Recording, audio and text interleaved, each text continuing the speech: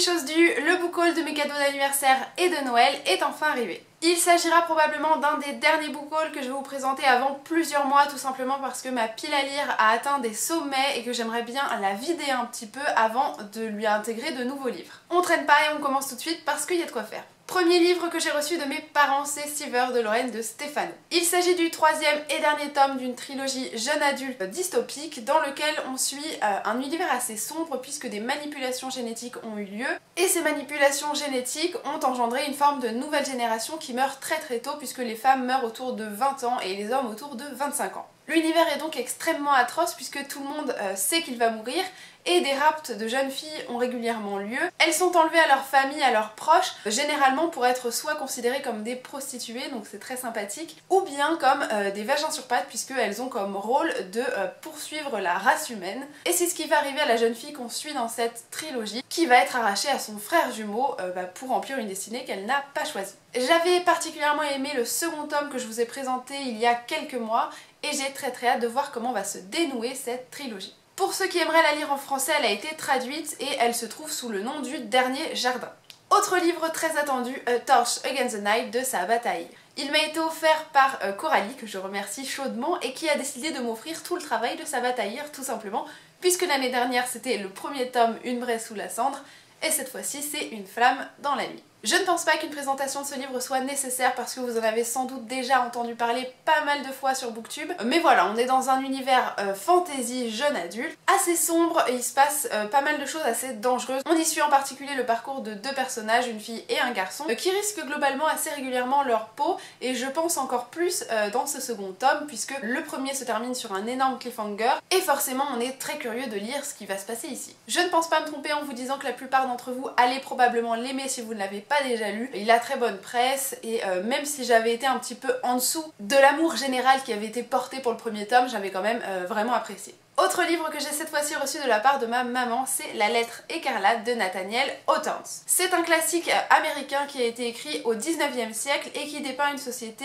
assez sombre et surtout régie par un obscurantisme religieux. Tout simplement parce qu'on va suivre le parcours d'une dame qui est accusée d'adultère, qui va être condamnée par les membres de son village à porter une lettre, donc A, sur ses vêtements signifiant qu'elle a commis un adultère. De ce que j'ai compris, l'auteur cherche dans ce bouquin à dénoncer ce principe selon lequel les personnes obéissent principalement à des dogmes avant finalement d'avoir un libre arbitre et qui condamne les personnes selon des dogmes et des principes assez fermés. Ici, il fait apparemment une critique de la religion, j'imagine d'un extrémisme religieux. Et j'ai très hâte de découvrir ce que La lettre écarlate a dans le ventre. Autre classique si on peut dire, mais dans un genre tout à fait différent, Maybe Someday de Colleen Hoover. C'est là encore Coralie qui me l'a offert parce qu'elle aime beaucoup ce livre et elle voulait absolument que je découvre Colleen Hoover. On me l'a d'ailleurs dit assez souvent dans les commentaires, est-ce que tu as déjà lu du Colleen Hoover, est-ce que ça t'intéresse?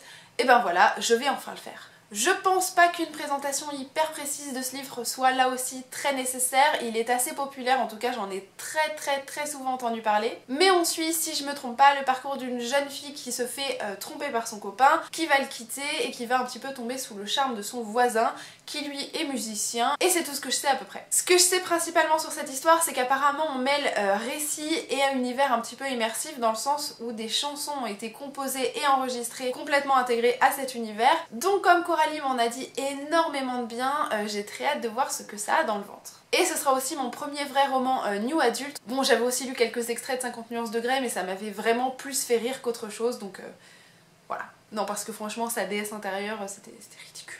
Autre cadeau en VO, c'est The Bird and the Sword d'Amy Harmon qui m'a été offert par Clémence de la chaîne Pansine Livana.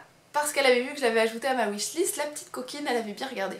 On se trouve cette fois-ci dans un univers fantasy, donc rien à voir avec le précédent, où on suit le parcours d'une jeune fille qui vient de perdre sa mère, et sa mère, en mourant, lance une forme de malédiction qui dit que cette jeune fille ne parlera plus jamais, de ce que j'ai cru comprendre, et surtout que si elle meurt, son père mourra aussi. Il faut savoir que son père rêve de prendre la place du roi et que cette jeune fille, elle, ne rêve que de liberté. Elle va non seulement être prise au piège par la malédiction de sa mère, mais aussi par le désir de pouvoir de son père, puisqu'il ne va pas la laisser s'échapper, souhaitant accéder au trône. C'est tout ce que je sais du résumé, ça m'avait pas mal intriguée, j'en ai pas forcément énormément entendu parler sur des chaînes anglophones principalement, je sais pas et je pense pas qu'il ait été traduit, mais j'ai hâte de voir ce que ça donne. Je sais qu'Amy Harmon est principalement connue je crois pour des romans contemporains et je crois aussi New Adult, je n'en ai lu aucun, je ne sais donc pas du tout si ce roman là contient quelques aspects New Adult aussi, je ne sais pas. Et dernier livre de cette partie VO pour mon anniversaire, c'est le premier tome du roman graphique du Trône de Fer de George R.R. Martin. Ça faisait un moment que le roman graphique me tapait dans l'œil, j'avais très envie de le lire et l'univers de George R.R. Martin me manque. J'attends impatiemment qu'il publie une suite, il a intérêt de publier une suite parce que c'est pas possible autrement. Donc je vais essayer de me satisfaire d'une relecture de son premier tome avec ce roman graphique. D'ailleurs je crois que le roman graphique ne va pas au bout de la première intégrale je dirais. Et il y a je crois 6 tomes différents de ce roman graphique. Je suis aussi tombée sur une version intégrale du roman graphique à la FNAC en baladant pendant Noël. Mais voilà, si vous les voulez en plusieurs parties, ils sont aussi traduits en plusieurs parties en français. Je trouve les dessins particulièrement beaux et très soignés. Tout le roman graphique est comme ça, hein, très coloré. Très bien fichu, j'ai très hâte de redécouvrir l'univers du Trône de Fer à travers ce roman graphique. Voilà, c'est assez riche, les dessins sont vraiment soignés je trouve, en tout cas ils me plaisent énormément. Ce sera lu assez tôt dans l'année, j'en suis persuadée. Pour la partie VF des cadeaux reçus à mon anniversaire, on commence avec La Voix des Oracles, tome 2, Enoch d'Estelle Faye. Je ne vais pas m'étendre très longtemps dessus parce que je vous l'ai présenté dans mon précédent update lecture et je l'ai beaucoup aimé. Tout ce que vous avez besoin de savoir, c'est qu'il s'agit d'une trilogie jeune adulte fantasy qui se situe au moment de la fin du règne romain, on va dire, où on suit le parcours d'une jeune fille qui s'appelle Tia et d'un garçon qui s'appelle Enoch, dont les destins vont être liés. Cette jeune fille est une oracle, elle a donc la possibilité de voir l'avenir et elle est particulièrement menacée parce que à cette période de l'histoire, la chrétienté commence à prendre énormément de place et donc elle condamne tout ce qui est considéré comme païen, qui n'est pas chrétien, et donc elle va être particulièrement en danger puisqu'elle est une oracle. Et je pense que vous n'avez pas besoin d'en savoir plus pour commencer à vous intéresser au travail d'Estelle Faye. Le livre qui m'a cette fois-ci été offert par ma meilleure amie, c'est Ne suis-je pas une femme, femme noire et féminisme de Bell Hooks. Et dans ce livre, Bell Hooks fait une critique de la société de la fin du XXe siècle, puisqu'elle va nous parler non seulement du féminisme, mais aussi une critique finalement du féminisme blanc, puisqu'elle parle aussi du fait qu'en femme noire, elle est considérée aussi complètement différemment puisque forcément il y a une part de racisme. Elle évoque aussi toute l'histoire un petit peu des femmes noires hein, depuis je pense leur arrivée aux États-Unis. En tout cas la façon dont elles ont été traitées lors du développement de la société des États-Unis. Et ensuite, elle fait aussi une critique de la société, finalement des mouvements féministes blancs qui ne pensent peut-être pas aux femmes noires qui elles aussi vivent un petit peu une double condamnation, une double peine qui est autant injuste que toute forme de sexisme ordinaire je dirais. Donc je suis assez curieuse de lire ce bouquin parce qu'il va forcément traiter d'un sujet qui me touche sous un angle que je ne connais pas forcément parce que c'est horrible à dire mais quelque part j'ai la chance d'être blanche dans une société où les gens sont extrêmement racistes et voilà et je subis pas certaines formes d'injustice et malheureusement certaines personnes continuent d'en vivre plusieurs et ça c'est absolument injuste. Donc Clémence, parce qu'elle s'appelle Clémence, tu as fait un très bon choix. Et rien à voir puisqu'on poursuit avec Porcelaine d'Estelle Faye qui m'a été offert par mes parents. On suit cette fois-ci une forme d'épopée fantastique puisqu'on va commencer à découvrir une histoire autour de l'an 200 en Chine où on suit le parcours d'une personne, d'un espèce de dieu qui porte le masque d'un tigre et qui a un cœur de porcelaine qui est fêlé et qui va finalement essayer de réparer je suppose son cœur, de réparer son âme. Il va croiser au fil de son existence une jeune tisseuse qui elle verra en lui plus une bête assez dangereuse. Leur parcours va aussi être un petit peu bouleversé par une autre personne qui elle va un petit peu les manipuler, qui va essayer peut-être de corrompre une forme de bonheur, une forme de complicité qu'ils pourraient avoir. Voilà, j'en sais pas énormément sur cette histoire, j'ai plutôt envie de me plonger dedans sans trop en savoir. L'histoire se déroule apparemment sur à peu près 15 siècles, c'est pour ça que je vous parlais d'une épopée fantastique. Et je lirai probablement ce livre en lecture commune avec Maëlys de la chaîne Elfria dévoreuse de livres parce que ça fait un moment qu'elle a envie de le découvrir, qu'elle m'a donné envie de le découvrir aussi. Et du coup, je pense qu'on s'en sera dedans dans l'année. Et enfin, voici venu le livre que la plupart de mes proches ont pensé m'offrir tous en même temps, sauf que c'était déjà fait. Culotté, le tome 1 de Pénélope Bagieux. Je pense pas non plus être la première à vous parler de ce bouquin, enfin de cette BD. Il s'agit de 15 portraits de femmes qui ont décidé elles-mêmes de leur destin et qui ne se sont pas laissées faire par les codes, les étiquettes qu'on allait leur donner ou les règles de vie que une société patriarcale allait leur imposer. Je suis évidemment très curieuse de lire cette BD, je l'ai déjà un petit peu feuilletée mais je l'ai pas complètement lue. J'en ai entendu évidemment énormément de bien, j'aime aussi beaucoup l'engagement de Pénélope Bagieux qui est une fille très vraie, qui est hyper sincère je trouve dans ses intentions et voilà, j'ai très hâte de découvrir ce qu'elle a pondu ici. Je sais qu'une seconde BD est en préparation, donc Les Culottés 2 qui va je suppose présenter d'autres parcours là encore. Ça touche au féminisme, ça touche à un mouvement qui me touche énormément, qui m'importe beaucoup. Voilà, donc je pense que ce sera clairement pas quelque chose de difficile à lire pour moi. Puis bon, on peut aussi parler du graphisme, hein, il est quand même largement réussi. La plupart du temps, il s'agit plutôt de planches de ce style, hein, mais voilà, vous avez des parties plus graphiques qui s'interposent entre ces dernières. Et on va maintenant passer au livre que j'ai reçu pour Noël, et là encore, il y en a un petit paquet. Le premier livre que j'ai reçu, c'est Fantastic Beasts and Where to Find Them de J.K. Rowling.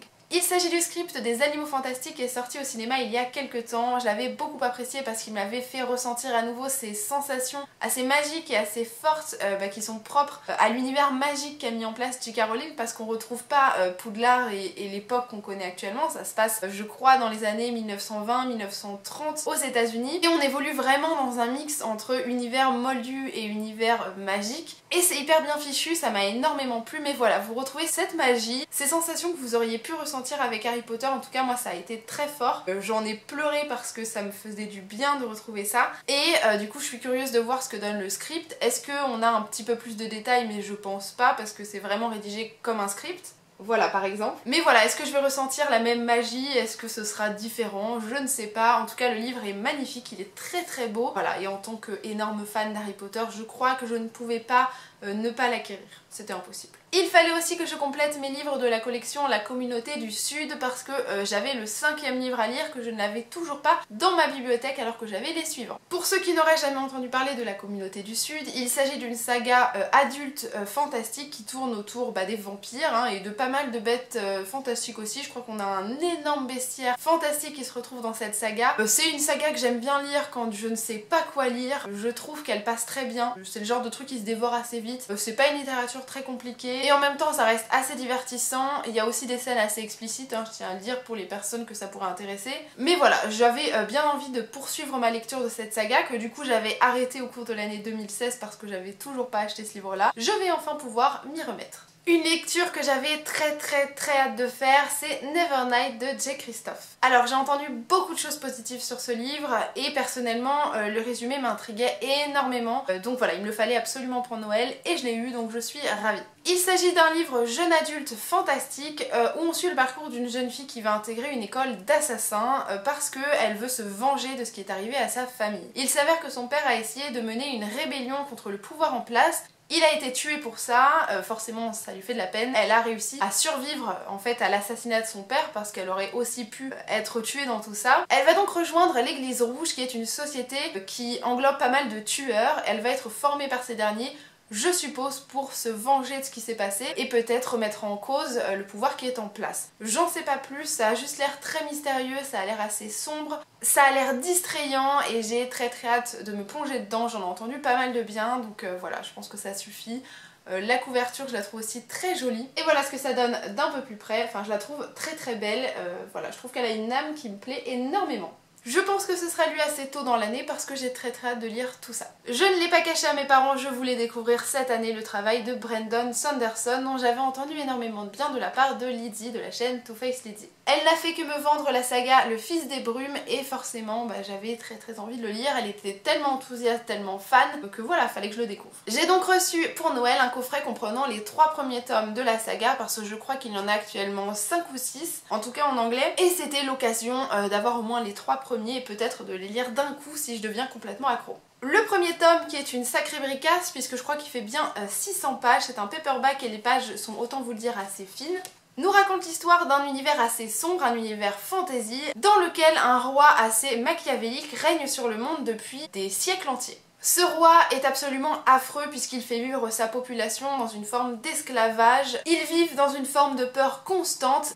Et toutes les révolutions qui ont eu lieu ont échoué et je suppose tous les membres de ces différentes révolutions ont été assassinés. Malgré tout, dans ce livre-là, on va suivre le parcours de deux personnes dont apparemment un criminel, quelqu'un de très malin, et une jeune femme vont essayer à leur tour de renverser la situation. On ne sait pas s'ils vont réussir, je pense qu'ils vont quand même pas mal galérer vu que la saga est énorme. J'en ai entendu que du bien, j'ai très envie de voir ce que ça donne réellement. Les couvertures sont aussi sublimes, donc ça ne gâche rien. Le premier tome, c'est donc The Final Empire, The Well of Ascension pour le second, et The Hero of Aegis pour le troisième tome, qui lui compte 700 pages, on est bien. Autant vous dire que le coffret pèse une tonne. On passe désormais au livre français que j'ai reçu pour Noël, et il y en a là aussi un petit paquet quand même. Et le premier que j'ai reçu et que je suis actuellement en train de lire au moment où je filme cette vidéo, c'est La fille automate de Paolo Bacigalupi. Ou Bacigalupi, je ne sais pas du tout si on prononce en chi ou en si. J'ai fait de l'italien mais j'ai tout oublié. Parce que je pense qu'il est italien du coup. En fait non, il vient des États-Unis. Mais c'est à sonorité italienne un peu.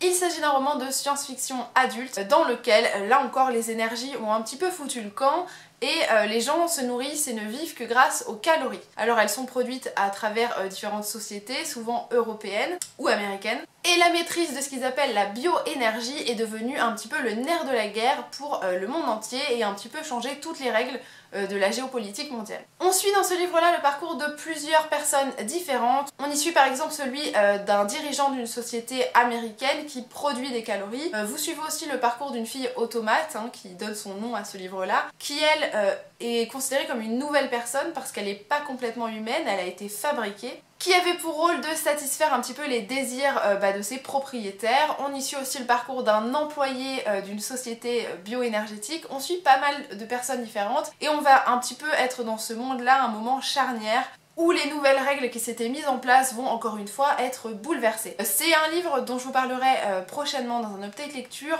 mais je trouve que c'est pas le plus simple qu'on puisse lire si jamais on n'a jamais lu de science-fiction. J'ai ensuite reçu Conception de Chase Novak. J'étais très intriguée par ce livre, j'étais tombée dessus complètement par hasard à la FNAC et il m'avait vraiment intriguée. C'est un livre, je crois, d'horreur, on est plus dans la science-fiction aussi je pense, mais plus le côté horreur. Et on y suit au tout début le parcours d'un couple qui s'aime, qui vit ensemble, blablabla. Ils veulent des enfants et malheureusement ils n'y arrivent pas. Ils vont donc se rendre en Roumanie si je dis pas de conneries. Et non, c'est en Slovénie, j'ai dit des bêtises. Afin de lancer une procédure pour avoir un enfant. Et apparemment on se retrouve 10 ans plus tard dans l'histoire où des jumeaux sont nés, mais voilà, il se passe des choses un peu bizarres dans la chambre de leurs parents, ils entendent des bruits tous les soirs, et je suppose qu'on va peut-être suivre le parcours de ces enfants, peut-être pas, ça se trouve ils sont bébés dans l'histoire, je ne sais pas. Mais voilà, ça m'intrigue énormément. On compare aussi ce livre à Rosemary's Baby, sachant que c'est un petit peu un livre culte, je suis très intriguée de voir ce que ce livre a dans le ventre, s'il est bien ou pas du tout. Rien à voir cette fois-ci puisqu'on passe à un contemporain et il m'a été offert par ma meilleure amie pour Noël.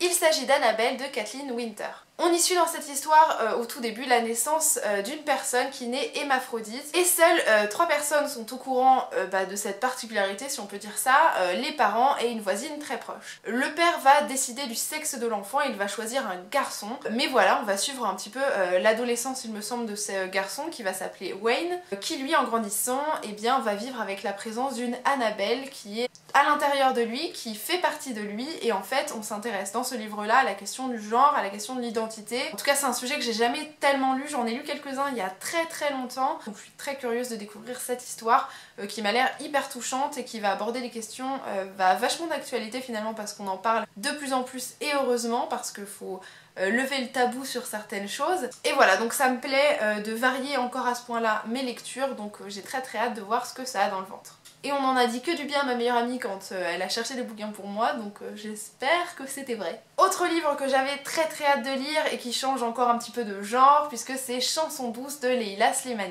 C'est ma petite sœur qui me l'a offert et elle a très bien choisi parce que je voulais vraiment le découvrir. Je pense que vous en avez déjà pas mal entendu parler parce que non seulement il a gagné le prix Goncourt, que c'était l'une des sorties de la rentrée littéraire, donc voilà, il y a eu pas mal de tapage autour et avant même le prix Goncourt il m'intriguait énormément. Puisqu'on y suit l'histoire d'un couple qui va engager une nourrice pour s'occuper de leur enfant, mais voilà, tout va pas bien se passer, on a affaire à un drame, d'ailleurs les premières pages du livre nous disent clairement quel genre de drame est arrivé, mais voilà, j'en dirai pas plus pour ceux qui ne veulent rien rien savoir du tout. Il a l'air très bien fichu, j'ai entendu que des échos positifs dessus. Voilà, j'ai très envie de le lire. En plus, il est vraiment pas très long. Il fait un peu plus de 210 pages, donc c'est vraiment pas énorme, mais ça a l'air très puissant. Rien à voir en termes de pages puisque cette fois-ci on est dans une histoire de 850 pages à peu près. Brève histoire de 7 meurtres de Marlon James. Tout ce que je sais c'est qu'il s'agit d'un thriller, que ça se situe au cours des années 70 à la fois en Jamaïque et aux États-Unis. Apparemment ça commence avec la tentative de meurtre de Bob Marley qui a survécu à cette tentative et a ensuite fait l'un des concerts les plus célèbres et populaires de sa vie. Je ne sais pas du tout dans quel sens ça va partir derrière. Ce que je sais d'après la 4e de couverture c'est qu'on aborde aussi les questions du racisme, des inégalités, des injustices. Donc c'est plutôt cool si un thriller réussit aussi à faire transparaître ces idées-là et ces concepts-là. Donc ça m'intrigue pas mal. Je sais juste que ça va me défoncer les poignets parce que rien que là ça fait mal. Mais voilà, je suis très curieuse de voir ce que ça raconte. Et merci encore ma petite Léa. Et enfin, dernier ouvrage que j'ai reçu pour Noël, il s'agit d'Axolot, Histoires extraordinaires et d'étonnement de Patrick Bon. Il s'agit du 3e tome, mais je pense que c'est pas un problème parce que en fait chaque Axolot contient plein d'histoires de plein d'auteurs et de dessinateurs différents. Je crois qu'elles ont pas forcément toutes de lien entre elles, je crois que c'est vraiment des petits one-shots, des petites brèves, souvent fantastiques, souvent un petit peu intrigantes et rigolotes peut-être, voire effrayantes, je ne sais pas. Mais voilà, j'étais tombée dessus à Montreuil sur le stand des éditions Delcourt. J'étais tombée amoureuse en fait de la couverture que je trouve hyper travaillée, que je trouve super intrigante. En fait elle m'avait complètement tapé dans l'œil. Je vais donc découvrir ce 3e tome et puis je verrai bien si j'accroche énormément pour me procurer le 1er et le 2e. Et quand je vous parlais de styles différents, c'est qu'on passe de ça à ça en quelques pages. Énormément de graphismes différents, plein d'ambiances qui je pense n'ont rien à voir les unes avec les autres et c'est super intriguant, j'adore le concept. Et c'est tout pour ce book haul, là encore gargantuesque. Le seul truc qui me fait du bien c'est de me dire que parmi tous ces livres j'en ai acheté aucun et que ça va, c'était pas mon gouffre financier mais malheureusement celui de ma famille et de mes amis. J'espère que les lectures que je vous ai présentées vous auront intéressé, que peut-être elles vous auront donné envie de découvrir certains livres. En tout cas, si vous en avez lu certains d'entre eux, n'hésitez pas du tout à me donner votre point de vue sur ces derniers. J'espère qu'il sera bon, ça me donnera plus envie de les lire que si c'est l'inverse. Mais en tout cas, n'hésitez pas, ça m'intéresse toujours. En attendant, je vous dis à très bientôt pour une nouvelle vidéo et je vous fais d'énormes bisous. Salut!